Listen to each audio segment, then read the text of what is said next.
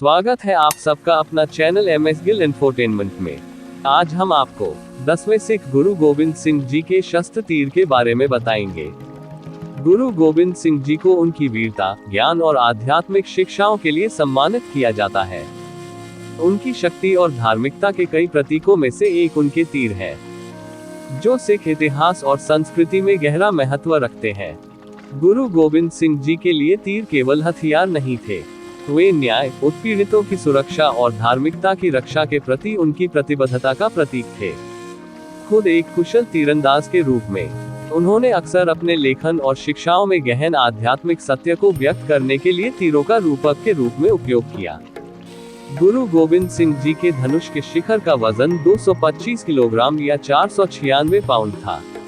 गुरु साहिब का तीर आधुनिक समय के सबसे तेज धनुष की तुलना में बहुत तेज चलता था, जिसे खींचा गया भार दिया जा सकता था। डोरी को वापस खींचने के लिए आवश्यक शक्ति की मात्रा 496 पाउंड है। आप जी अपने हर तीर पर 1 तोला सोना लगवाया हुआ था।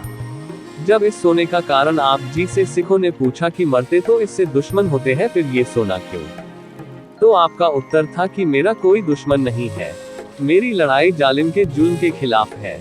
वे न्याय और धार्मिकता के प्रति उनकी अटूट प्रतिबद्धता के साथ साथ एक आध्यात्मिक योद्धा और सिख समुदाय के नेता के रूप में उनकी भूमिका के प्रतीक है।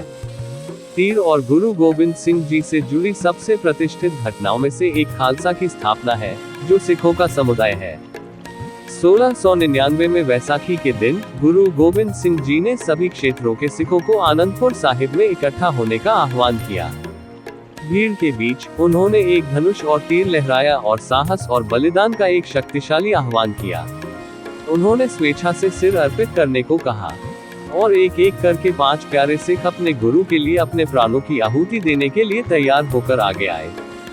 गुरु गोबिंद सिंह जी द्वारा धनुष और बाण चलाने का कार्य धार्मिकता की रक्षा करने और सिख धर्म के सिद्धांतों को बनाए रखने के लिए उनकी तत्परता का प्रतीक है।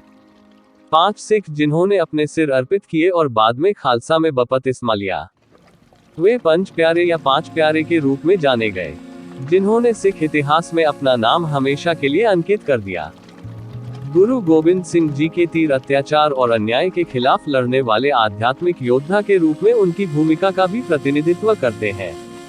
अपने पूरे जीवन में उन्हें मुगल शासकों से भारी चुनौतियों का सामना करना पड़ा, जिन्होंने सिख धर्म को दबाने और उसके अनुयायियों को मिटाने की कोशिश की। जवाब में गुरु गोबिंद सिंह जी ने सिख समुदाय की रक्षा करने और अपने धर्म का पालन करने की स्वतंत्रता सुनिश्चित करने के लिए कई लड़ाइयों का नेतृत्व किया।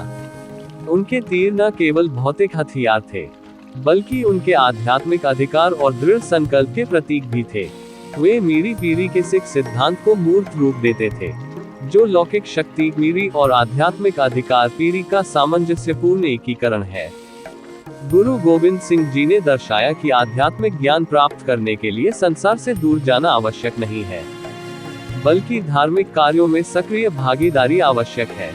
इसके अलावा गुरु गोबिंद सिंह जी के तीरों में दृढ़ता और दृढ़ता का संदेश है।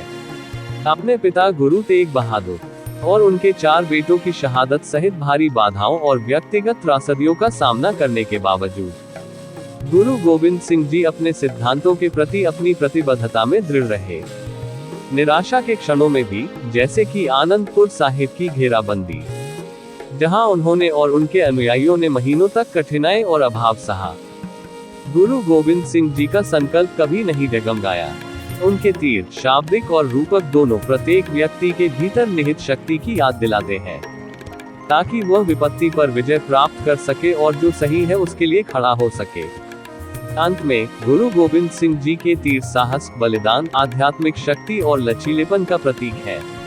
अपनी शिक्षाओं और कार्यों के माध्यम से गुरु गोबिंद सिंह जी लाखों सिखों और सभी पृष्ठभूमि के लोगों को करुणा, समानता और न्याय के मूल्यों को बनाए रखने के लिए प्रेरित करते रहे हैं।